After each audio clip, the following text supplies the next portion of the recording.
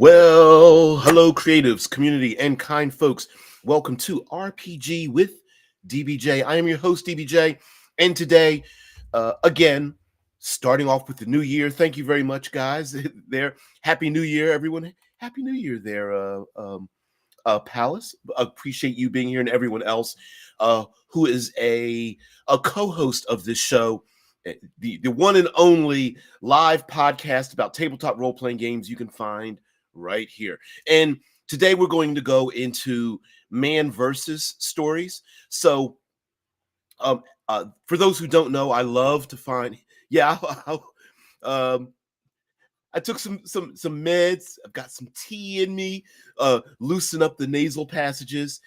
Had a bit of a whirlwind trip while I was gone. Went to Key West, Florida, and Cozumel, Mexico, and Passion Island, and Atlanta. Has some family there, Miami Beach, and things like that. And of course, when you do these things, you come across people who it's the gift that keeps on giving. That's illness.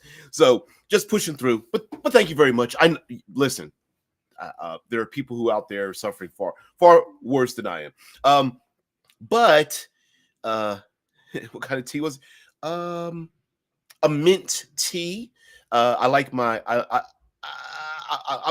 I'm not one who drinks tea like those across the pond. I like mine a bit sweet, so I like some honey in it, things like that. And we could do a whole episode on drinks and such.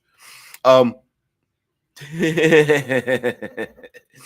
says the ultimate man versus movie. Mr. Smith goes to Washington. He's so silly. Yeah. I'm a person of a certain age, so I want to engage in some of my bucket list trips. I love experiences more than buying things, so that's it. And anyway, we're getting into man versus conflict stories, and yes, and Drew brings the point. I personally prefer to call the person versus instead of man versus. Yes, as a matter of fact, during my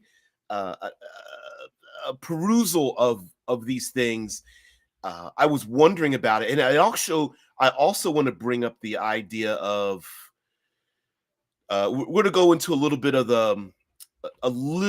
of the hero's journey, heroine's labyrinth, a little bit in this, but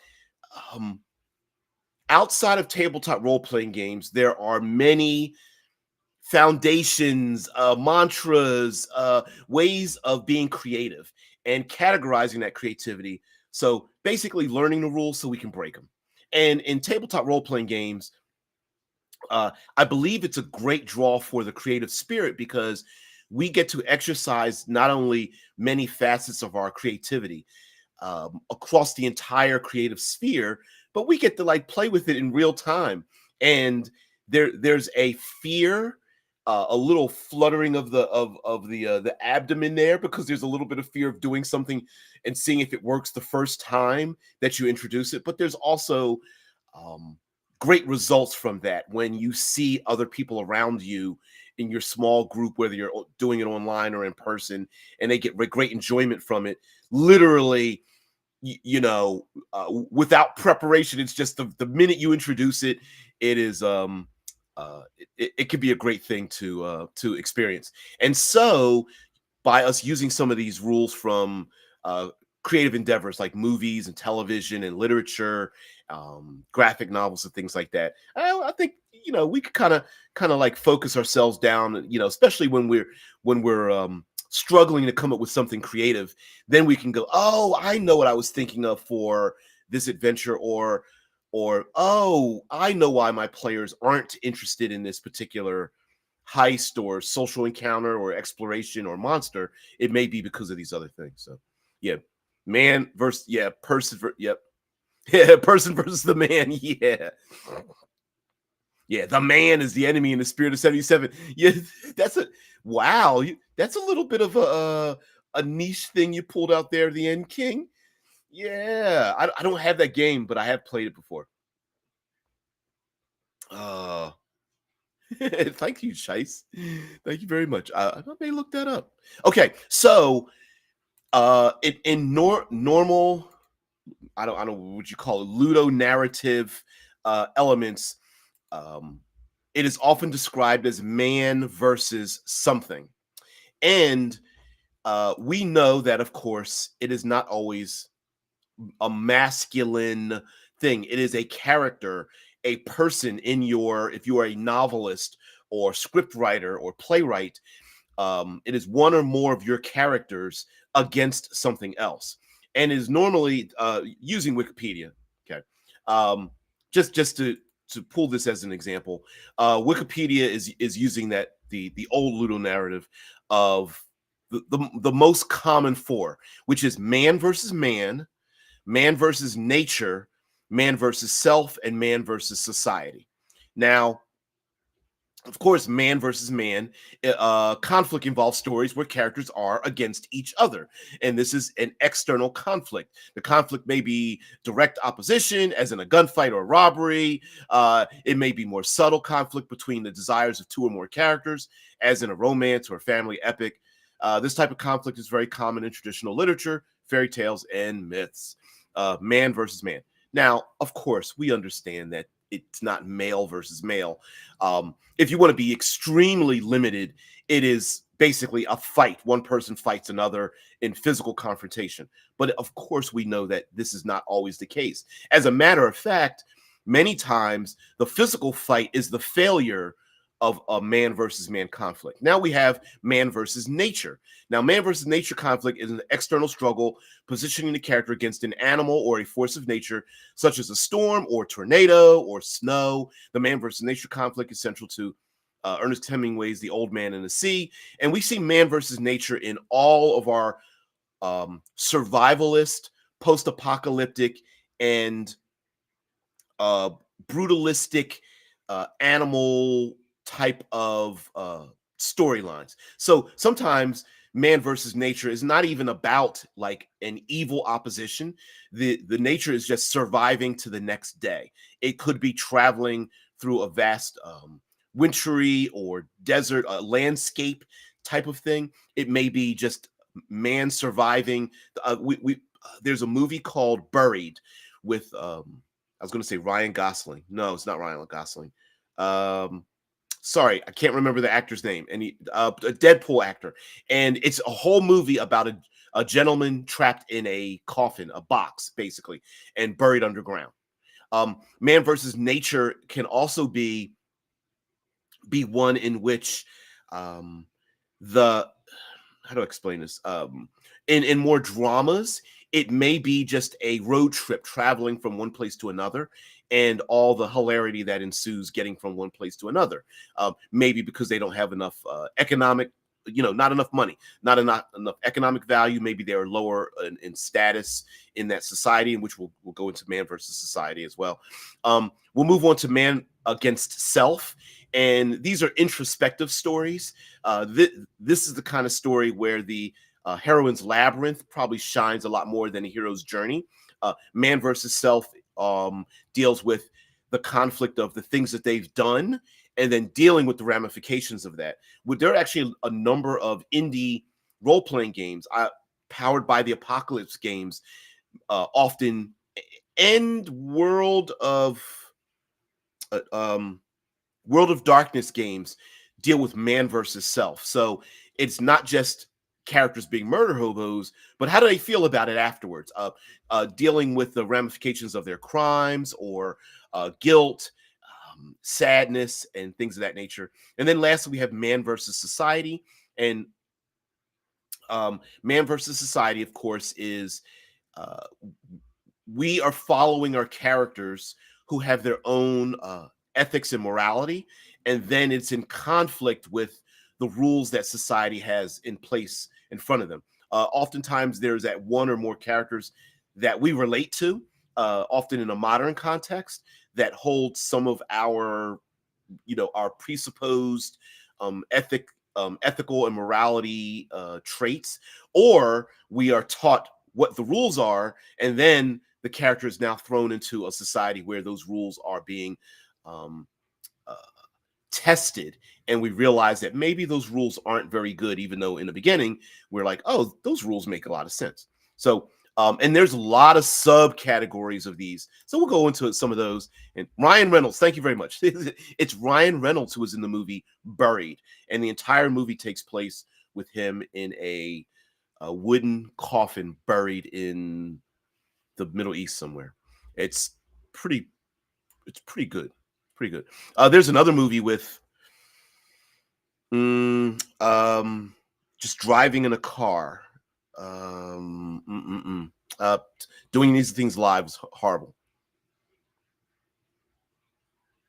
And Drew says, "Wait, there are only 4 in the wiki. There's at least a person versus fate missing." Yes, there are. According to this, there's 4, and I mean, I'm just on Wikipedia, so you know, you can't don't take this as a even Wikipedia can be wrong, but there are many subcategories. For example, there's like man versus fate, in which uh, it is a story in which um, there is a presupposed beginning, middle, and end of a character's journey, and the character has to fight against what fate has in store for them. Sometimes that fate can just be something like aging or um, being accepting a particular type of position in life and society and fighting against it. Sometimes it's the gods themselves. Hey, you are presupposed to die at a particular time or whatnot, and a person tries to fight against it. Time travel movies deal a lot with man versus fate, that you can't change your own destiny, and a person tries to fight against it, and unfortunately um that becomes the thing. No shitlords is not Gender War Wednesday, which I think is, I don't know, gender wars, it's pretty ridiculous, I think. Shitlord says oh yeah, that Civil War trailer was awesome, gotta find out how Texas joined Cali. I know. Well, listen, it's side note, that trailer for this upcoming movie Civil War, I'm sure it takes place in a world in which we are, it's an alternate Earth, right? It's an alternate timeline, so we don't know the circumstances. But it would be pretty cool if they grounded it in today's, like, you're like, what would drive those two states to get together? Because they're so diametrically opposed. It's pretty funny, man. Caligula's Palace says man versus fate, kind of like man versus cancer. Yes, I would categorize that as such. For example, in a there are things that happen to us that take us down a particular pathway, and sometimes it's not even fighting against it. Sometimes it's just coming to a realization to accept that kind of thing, which is why which is where conflict comes from. It's essentially why drama television shows, your favorite characters that should be end up in a relationship almost never do, because there needs to be conflict, and without conflict there's no drama and such. So yeah, the End King says man versus the corporation is basically cyberpunk, but then it's about how little man actually means. Yeah, exactly. Sometimes there are things that are so oppressive, it's how do we even survive it. Post-apocalyptic stories are like that, right? Like there's no, you're not going to solve the zombie apocalypse. You're not going to solve after the nuclear bombs went off, or ecological damage has been done to the earth. You're actually trying to survive as a person in a world versus something else. And I think we can sometimes we can mix up the two. So for example, you could run a campaign in which an evil lich lord has taken over and overrun the place with the undead. And in one story, it may be the characters, I suppose a better way to describe this for tabletop role playing is characters versus whatever. And in that sense, it can very much be, oh, come on, move, get my big old head up in here. I don't know why it's not doing that. Okay, I'll get rid of it this way. It can very much be characters versus the evil Lich King and their entourage or something.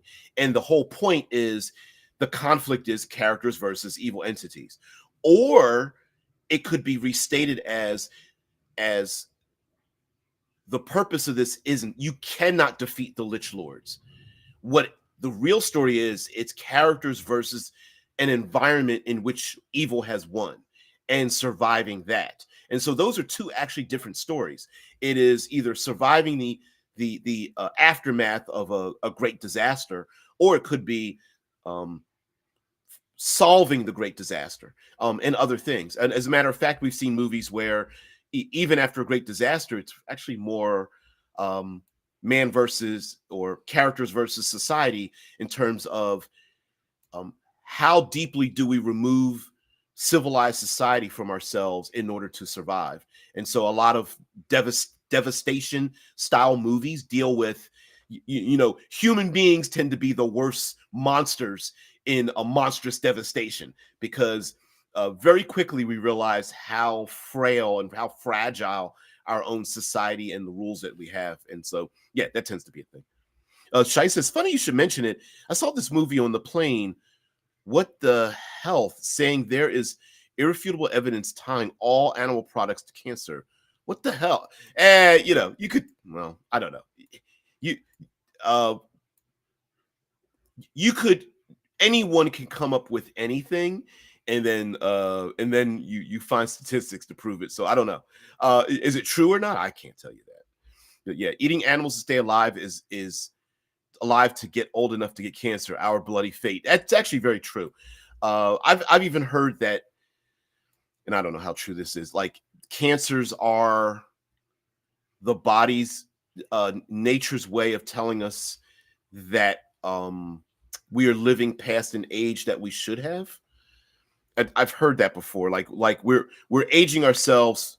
It's why animals, our pets, start to get sick after a while, because in nature they actually probably would have died earlier than they would have gotten sick. So we're actually living past our expiration dates from external things.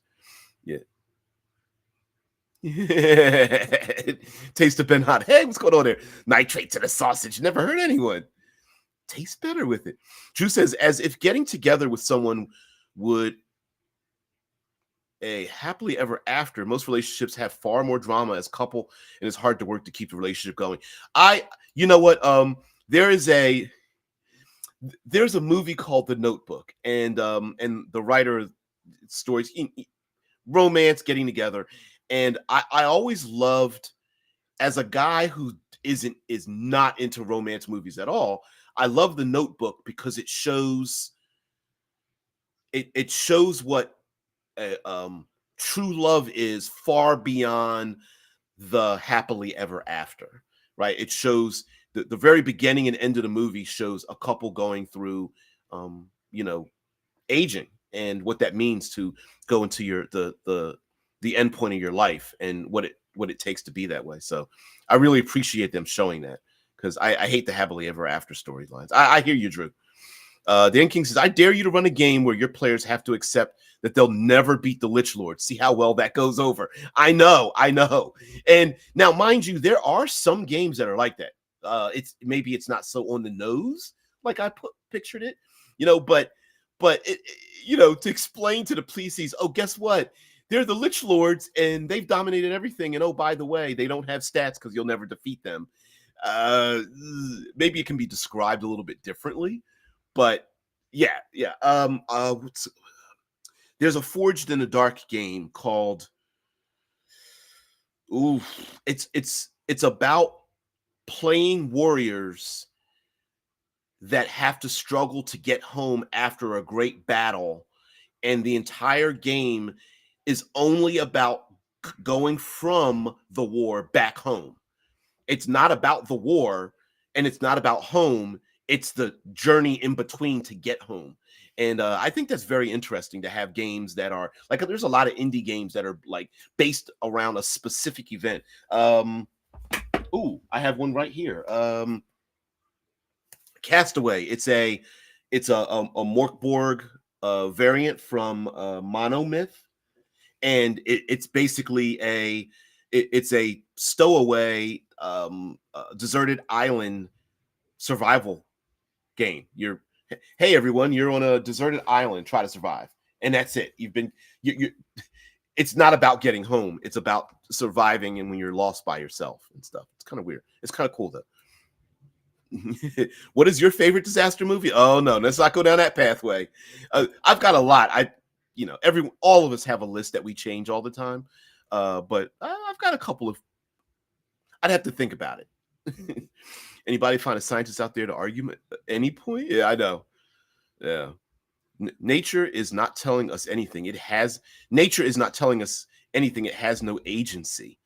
Yeah, it's the man versus nature story where and I feel like role-playing games have kind of put nature aside. So I'm a big proponent of nature having an impact into a story because it changes the dynamic, right? We can always punch people in the throat, but doing it in a snowstorm or hurricane or flash flood or vast desert or deadly swamp or something like that, uh, you know base of a massive volcano going out or on a sailing ship or whatever, stuck underground. I think it changes that dynamic. So I like that. Yeah, yeah, but yeah, animals don't live that long in the wild. Yeah. Schindler's Man versus relationships. Yeah, maybe. Yeah, yeah. That's. I don't know. What would that would be a subcategory of man versus man, or man for. I guess that's a subcategory of like pe both society and people. So it would be a combination of it, the categories of man versus man plus man versus society, because a lot of times relationships are the types of relationships that are acceptable in society and the kind of relationships that your friends and family and strangers would accept. Much like today, um, polyamory and gender fluidity is air quotes new, but it isn't, and it's just basically more and more people are accepting it and things like that. So constellation relationships, temporary relationships, relationships that are the intricacies of how deep and how fragile there are actually acceptable. So things like that. Yeah. Yep, yep, yep. Yeah, Drew says, since I run plenty of Cthulhu, my players know that they cannot defeat everything. For those who don't know, uh, all of the Cthulhu variant games, I don't have a particular favorite one, but it is a game literally designed around you. You will never completely defeat evil. Um, it is a game designed about fighting. It's man versus self, insanity, uh, uh, characters versus other characters, where humanity becomes the great evil, essentially. They become the great evil once you remove society's rules and regulations, and you take away the restrictions that people have in their behavior, and it's pretty horrible. A lot of body horror involved in Cthulhu as well.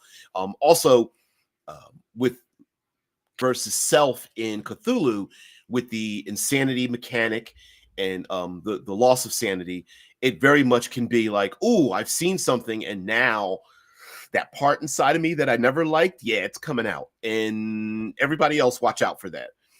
Powered by the Apocalypse does that with a lot of the the um, the mixed the with the dice having mixed successes, failing forward kind of thing. So characters can succeed, but at a cost to themselves and at a cost to everybody else. So.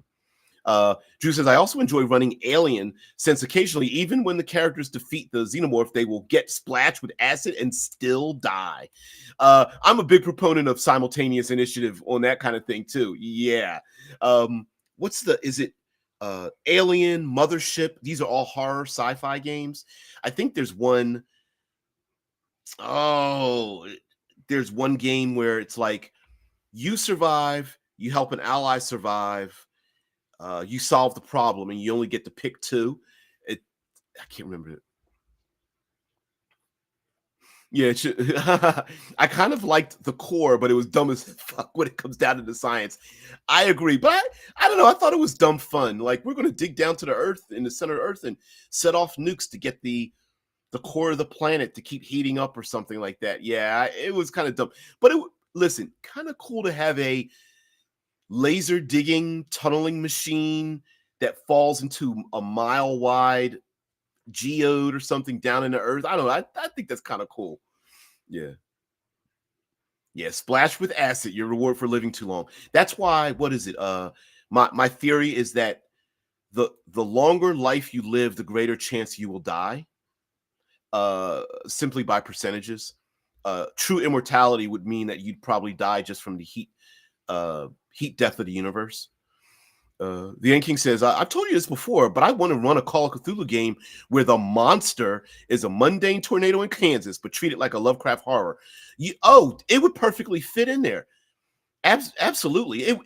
I think sometimes, and I'm going to pat myself on the back here by being with the Critical Hit Publishing, but I to only think of Call of Cthulhu as only Lovecraftian horrors uh, is not playing the game to its fullest extent, if that makes sense.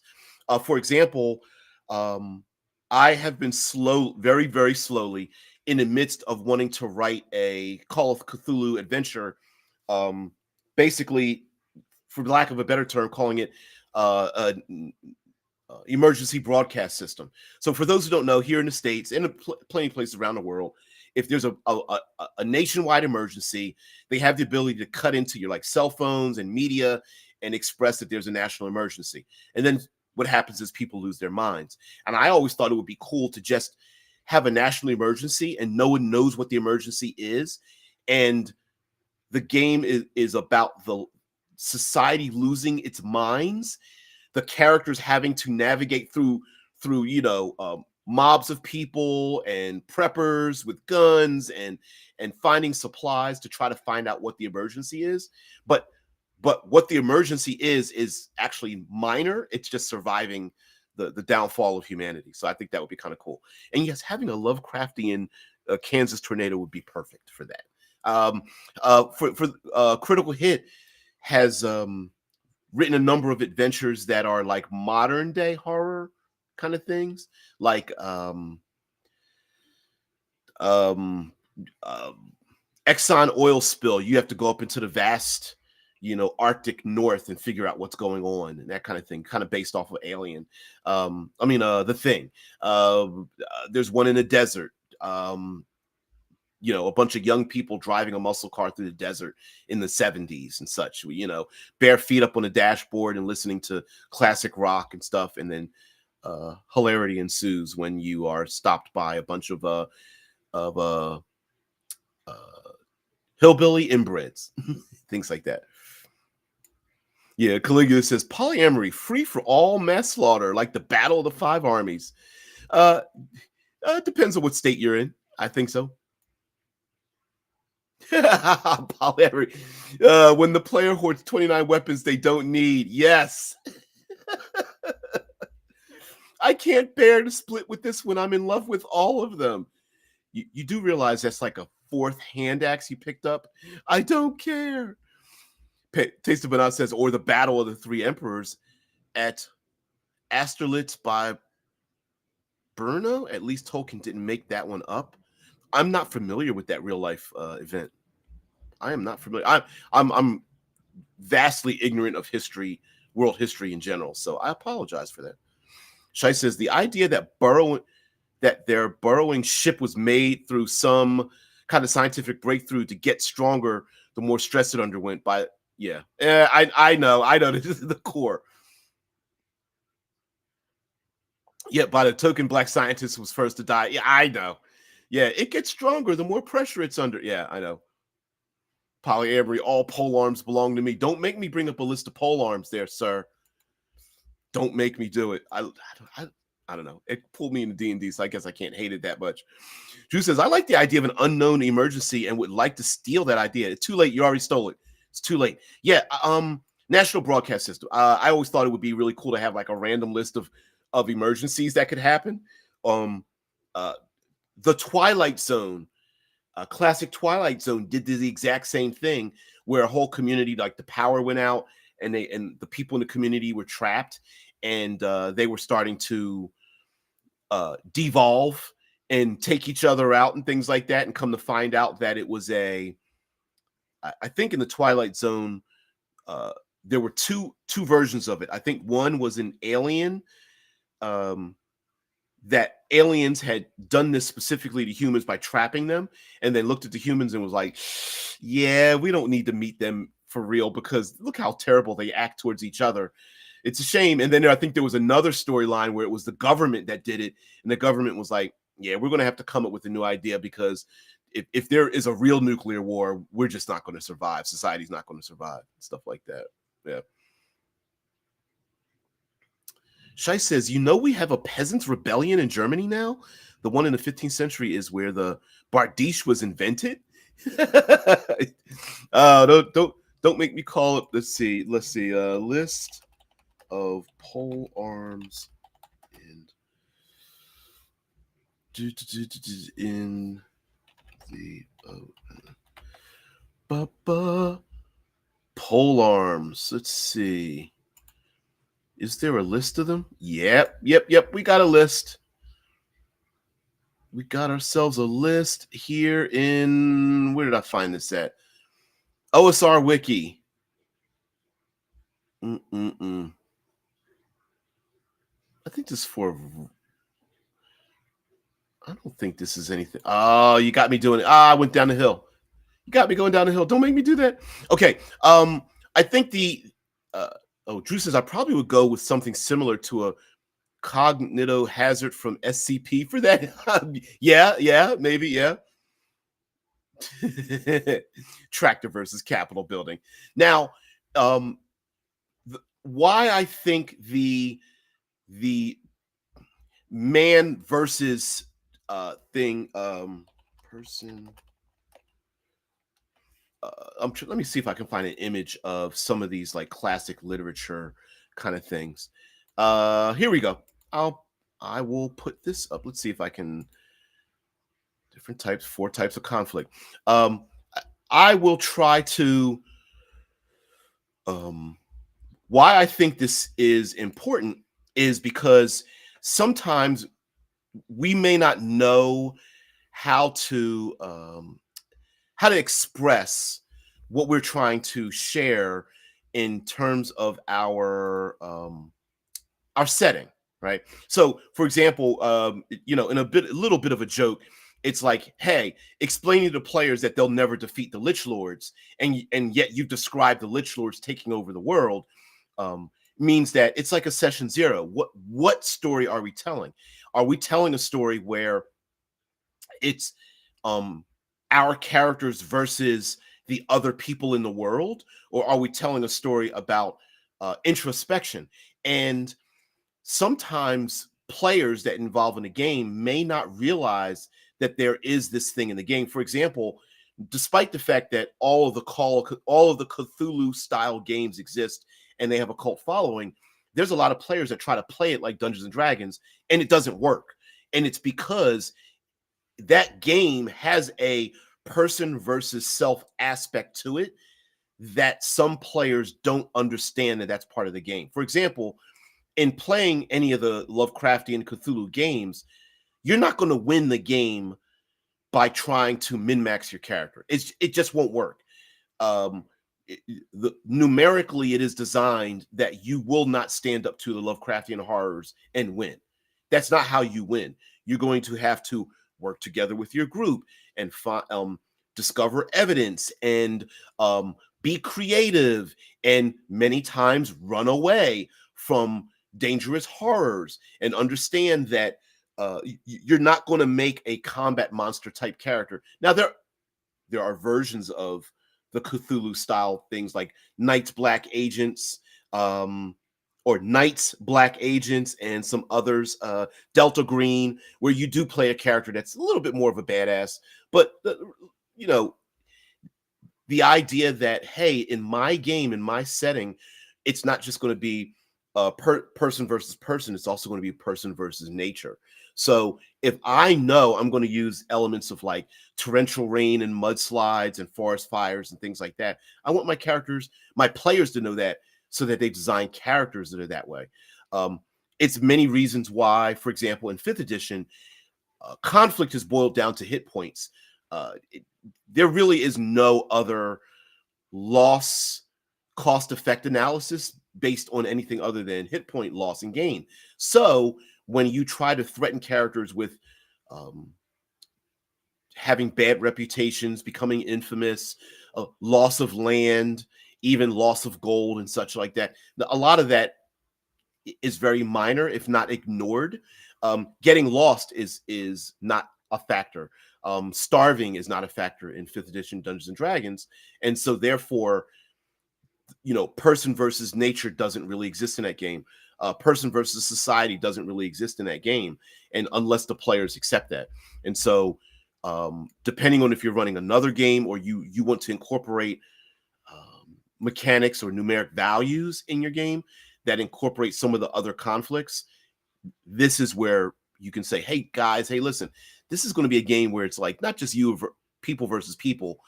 People, when I say people versus people, it's people versus other monsters, sentient creatures and things like that.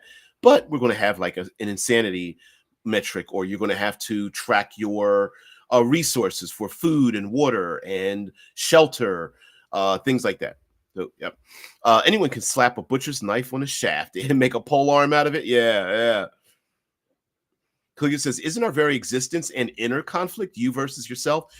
Not too many people think that. A lot of people here in the States think that their inner conflicts should happen externally. Um, Thank you, spree shooters. We appreciate it. And whatnot. But yes, there are some people who don't realize that life is very much about uh, inner conflict as well. Uh, Heck, me trying to lose weight is an inner conflict, right? Sometimes, having had many years of martial arts practice, uh, yeah, your worst opponent is yourself. You can never dodge them. You'll never hit them first. Yeah, your inner, yeah, yep, the inner conflict. Try not to drink too much. Hell's yeah. That's what keeps, yeah, lose weight and not smoke. Yep. Yeah. I mean, how many times have there, we some of the greatest drama stories ever written are about inner conflicts. There's the inner conflict of, for example, there's an inner conflict of um, how many zeros behind money could get you to do something that breaks your moral or ethical code. So an example would be like someone says, I dare you to walk up to a stranger and slap them in the face. And you could tell me right now, like, I would never do that. But what if somebody stood there and says, I'll give you $10? You go, no, I wouldn't do that. How about $100? How about 1,000? About $10,000, 100,000. You keep adding zeros, and at a certain point, there is a cost effect analysis where you go, maybe I will be that person, that I would never think of myself. That happens in our own tabletop role playing community, where people are like, I think paid GMing is stupid and it's immoral. And I'm going, no, you only say that because there haven't been enough zeros put behind it to hire you to do it, right? Yeah. Yeah, Shitlord says Cthulhu snatches up one to four investigators per rounds in its flabby claws. Yes, it does. Yeah. It's like, it's not about whether I survive, it's whether I survive longer than you. Yeah. The End King says technically you could have humidity act as the only threat to the players, and the humidity would win. Yeah. It's like, who invented humidity? I know it's hot, but I hate the humidity.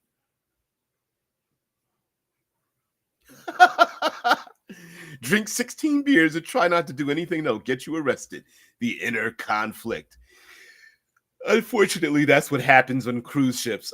Me being a consummate cruiser, yeah. Mm-mm-mm. Excuse me, trying to cut people off, and they're in a confined space. Oh man. So, again, what is your game about? Using the idea of these generalized four types of conflicts: person versus person, person versus self, person versus society, person versus nature. Can kind of narrow down the focus of what your setting is about, especially if you're trying to be very creative. You're like, hey, listen, I want to make a new setting that's all underwater, or I want to run a piracy game where the characters have a sailing ship and they sail around this archipelago of islands, of hundreds of islands. Yeah, any good cruise ship conflict stories? Oh, there's plenty. There's some things that happen. Cruise ships are like small. It's almost a social experiment of creating a small confined society with a bunch of strangers, and the rules and the socialization that happens when you get a bunch of strangers in a small city, because every cruise ship is technically a small city. They have, a hospital, they have places to eat, they have places to enjoy yourself and relax. There's a children's section, is all that. Yeah, it's funny from my point of view, looking outwards and going like, yeah, this social experiment could. No wonder cruise industry, they only do these for like, in general for like a week, no more than 2 weeks at a time, because anything longer than that, and you don't want people getting together like that. Yeah, our cruise ship's trial runs for the colony ship to see if civil war breaks out on the ship. Hell, it only takes like 2 days for that to happen.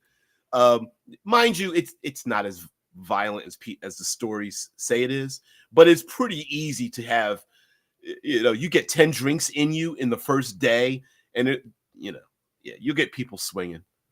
Hell, you get people swinging just trying to use the elevators. So it doesn't take too much.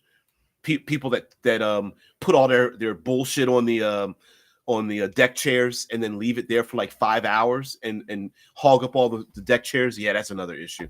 But anyway, one thing also, I think, with the four types of conflict, not necessarily on cruise ships, but they do happen, is in your setting, when we co-mingle these different types of conflicts, what type of game are we setting ourselves up for? So high fantasy is absolutely person versus person, right? That's big badass heroes in a fight against big badass other things, and a showdown happens, right? And we see this in plenty of like concept art with tiny little images of our heroes with their backs turned, and then there's like a huge ass fill in the blank, right?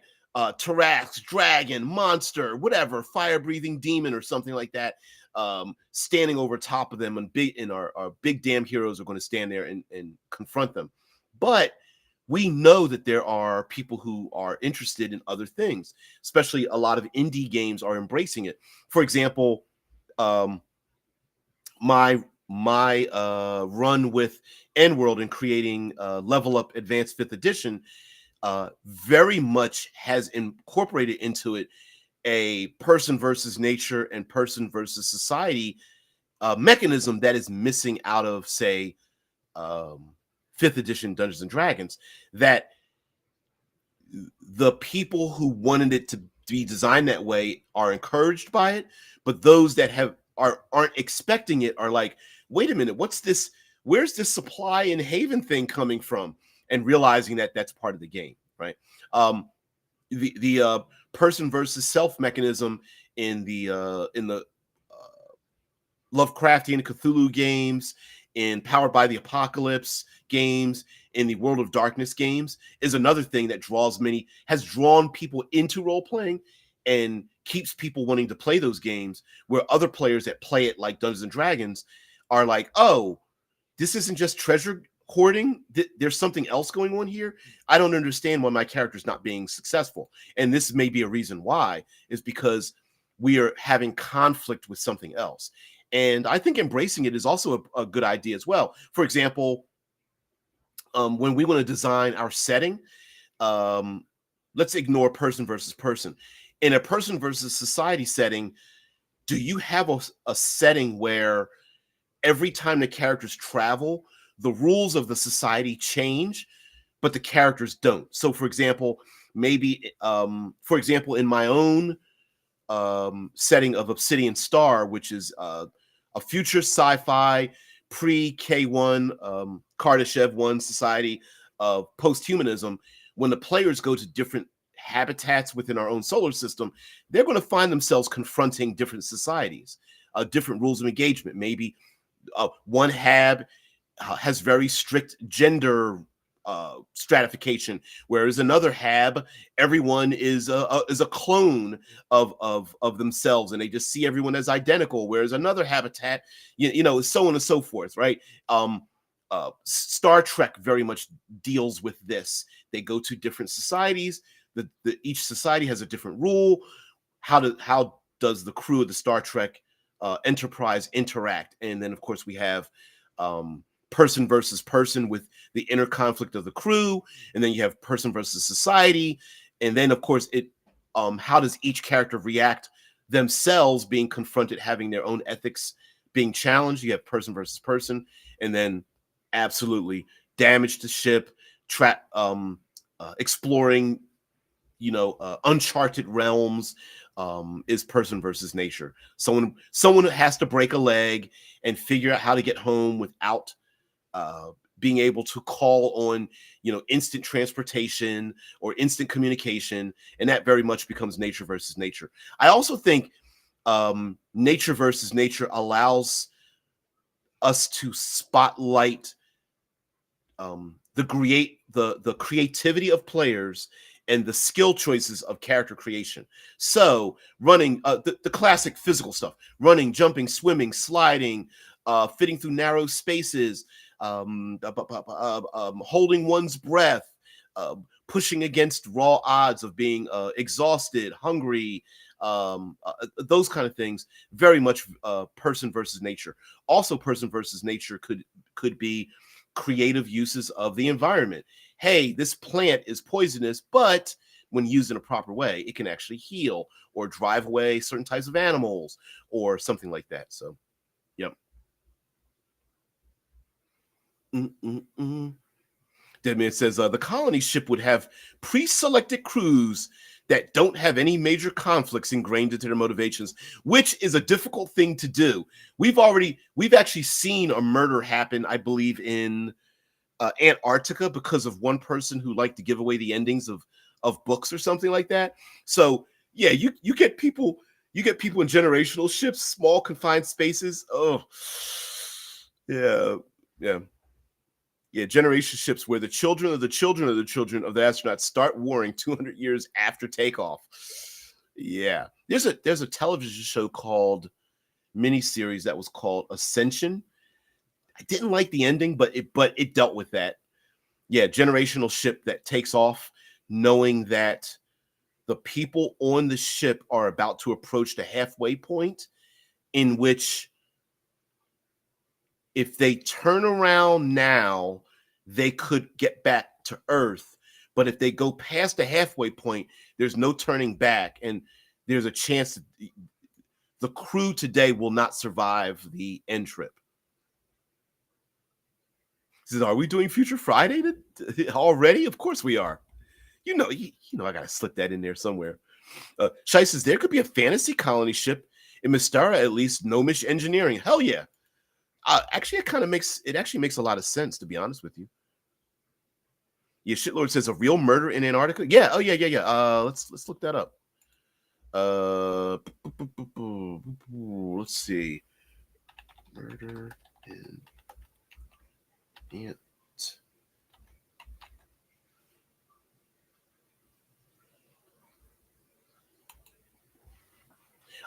It says a researcher. Let's see.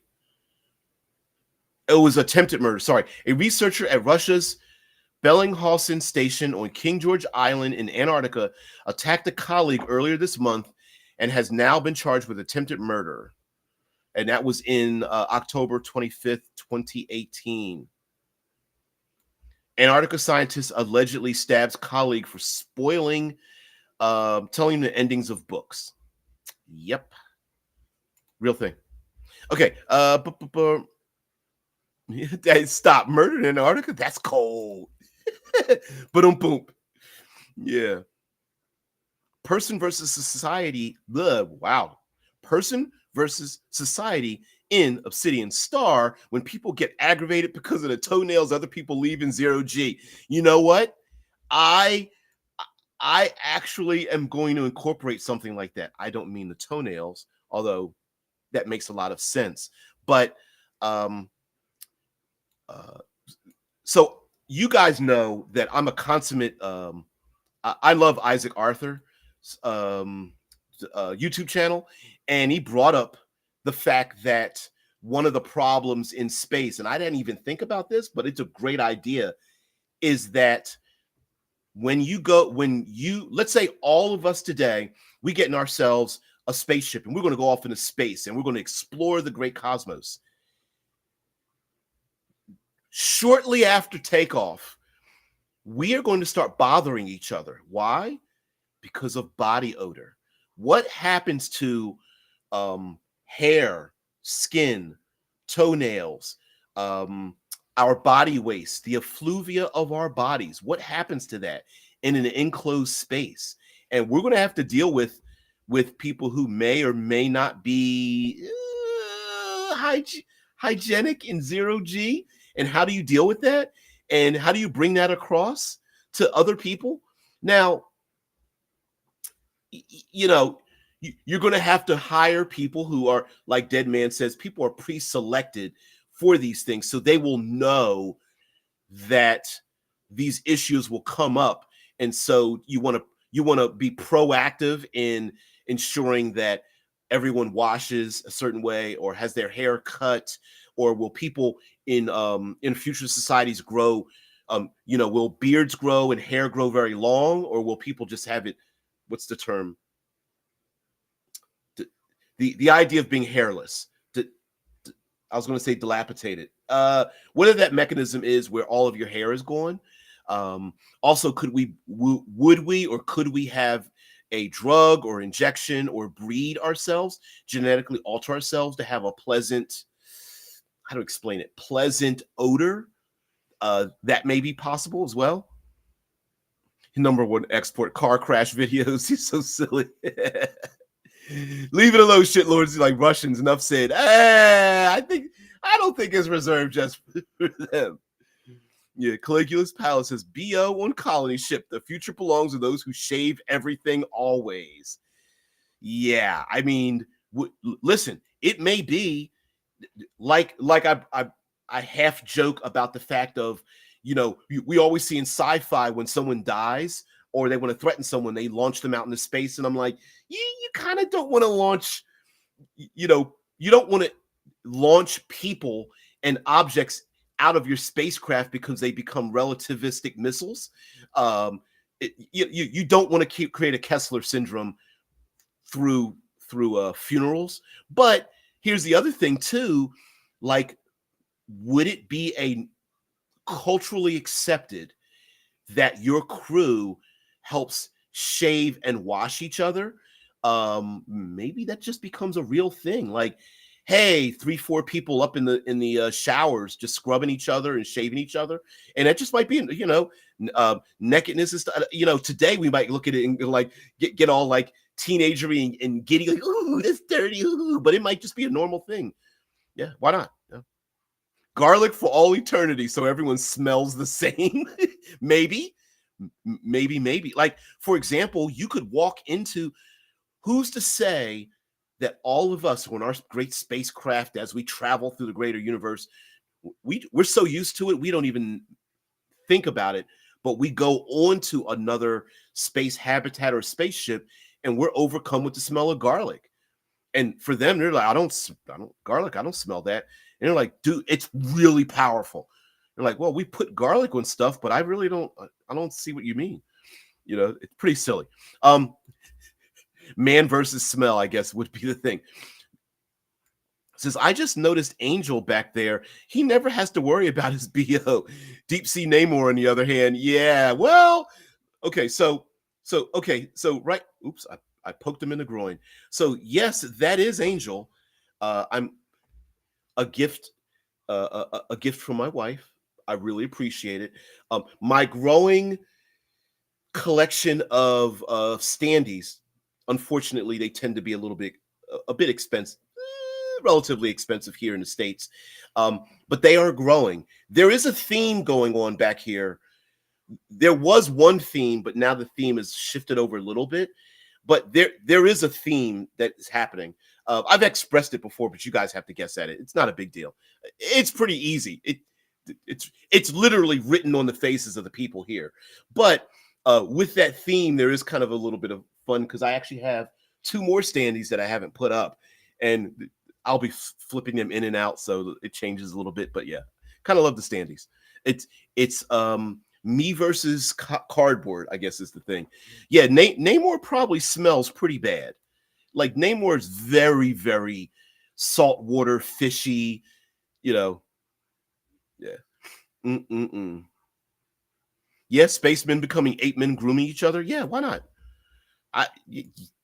Yeah. Can you throw people out of your ship as caltrops for all the ships that are chasing you? Unfortunately, yes. I mean, now mind you, it would probably be better if you threw out, say, titanium rods, but yeah, human beings slamming into or having ships slam into moist flesh crew members thing. Yeah, yeah. Well, what you do is you stuff titanium marbles in their pockets, and then you kick them out of the ship. Then they become relativistic kill missiles. But yeah, yeah, yeah. Onboard ship prison, caltrop supply for the big chase. Exactly. All those people that you hate, like, hey, remember that time you kept giving away the ending in all those books? Caltrop season. So yes, uh man versus nature, person versus nature. Please don't drop things out in space because you're going to create a Kessler syndrome, which is a real thing. Sorry.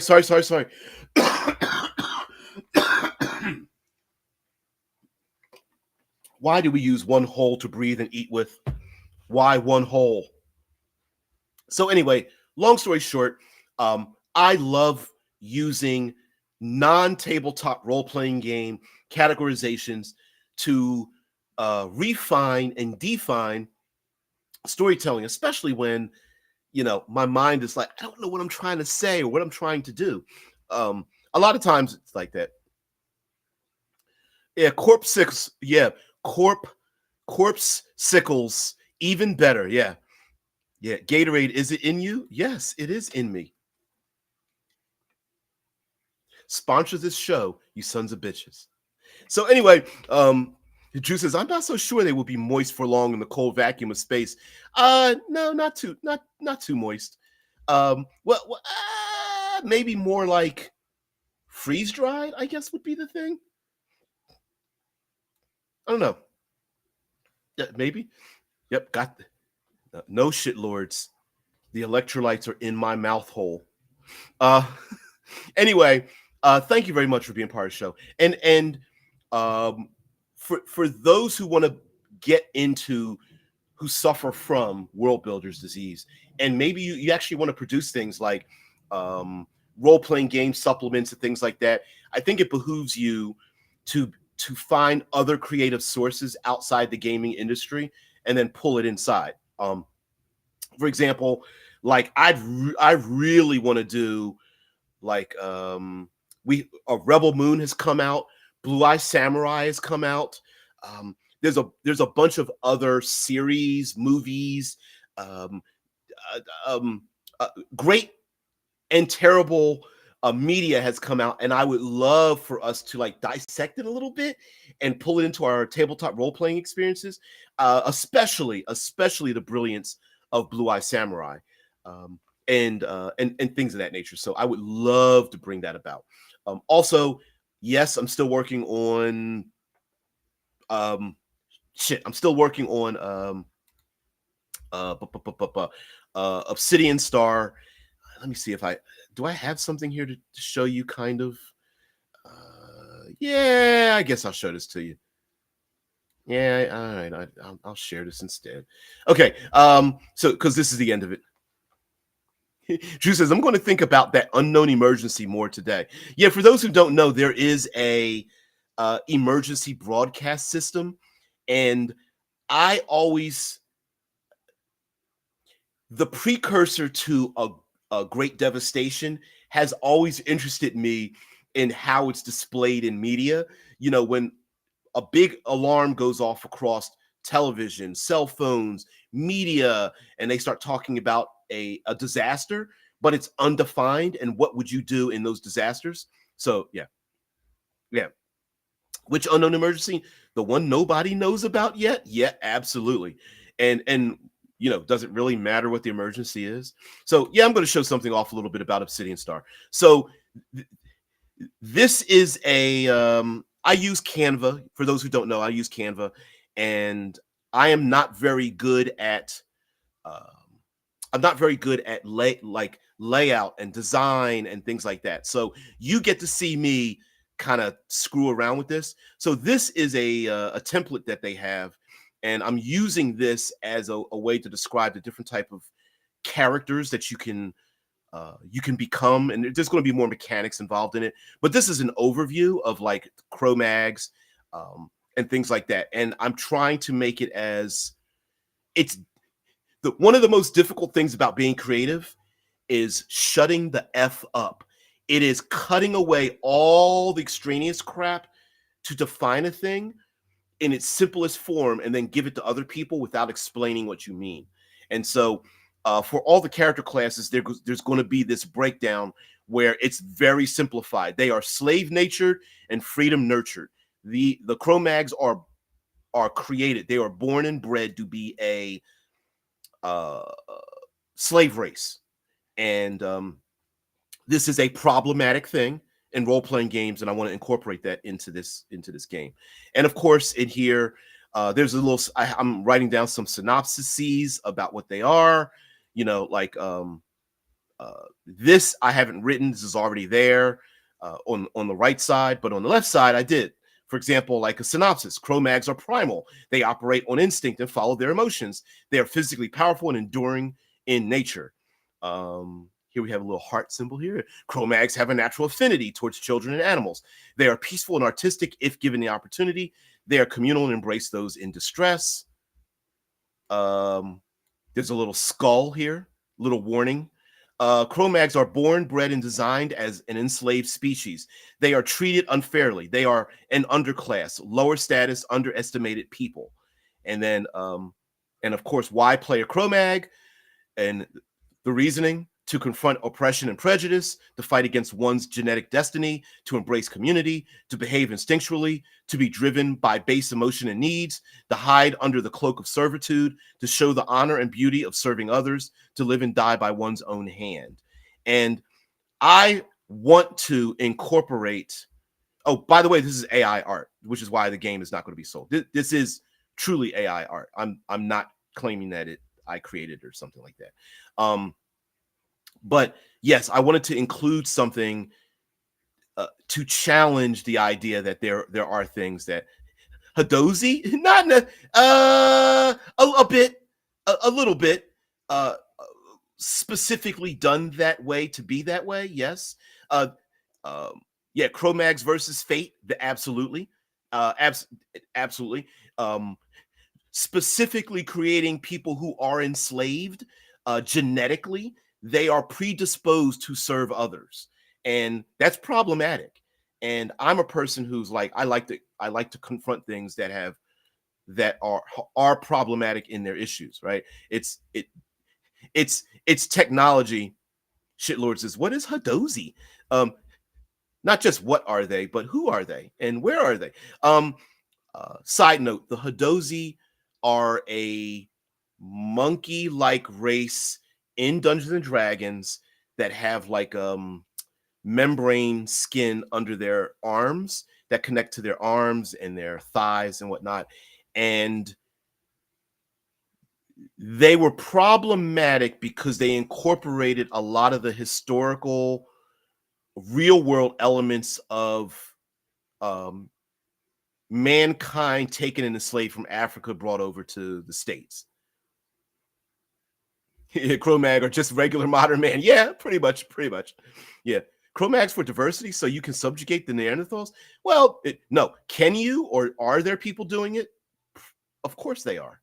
Well, the question is, if you have the technology to create people and then create people who want to serve and want to work hard and feel good doing it, is it okay to do that thing? Right. That's the point. It's the conflict of that. Yep. Uh let's see. Let's see if I can find the Hadozi.